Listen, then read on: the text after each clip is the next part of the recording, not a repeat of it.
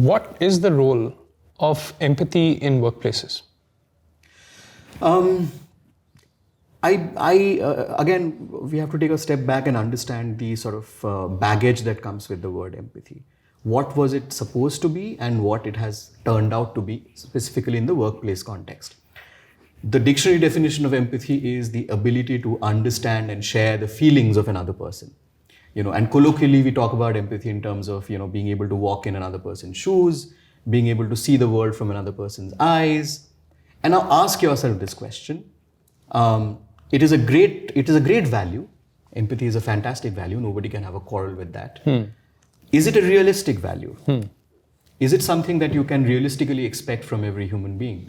To understand the lives and the struggles of somebody that they have nothing in common with? Philosophically, fantastic. We can all aspire to empathy in our personal lives. But in the workplace, where people from very dissimilar backgrounds come together to service a common mission or a common cause, I think the mission should be the galvanizing force. Not this expectation that people should understand, each other's struggles.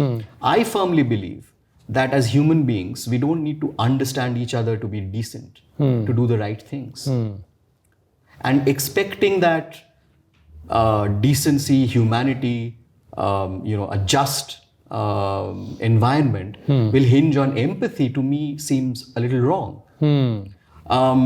This is an unpopular opinion to an extent, because I think people, when they hear the word empathy, there is a whole empathy industrial complex, as I call it, which churns out books, motivational talks, training programs, once again, empathy training, etc.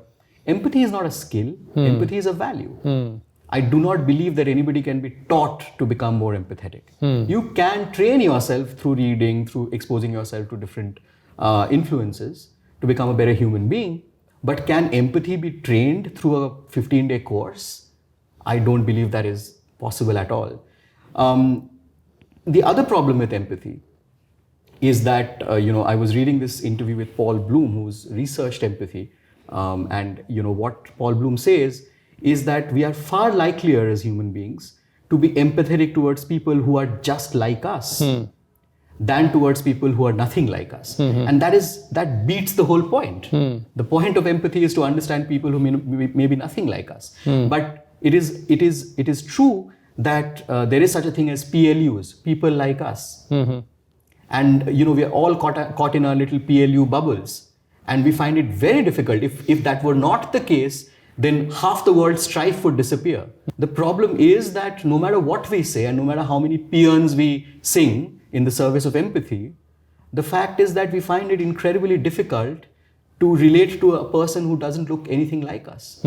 So my view is that in a workplace, rather than hinging interpersonal relationships or how the workplace designs its policies or the behavior it expects from its people on an idea like empathy, the idea should be, the concept that I personally like is, fairness.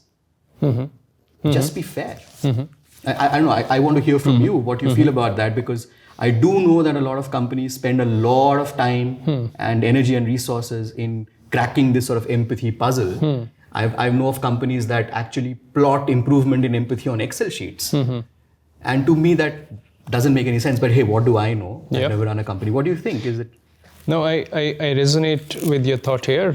Look, organizations and employees who are working in organizations, you would see that they would leave organizations who are unfair as compared to unempathetic.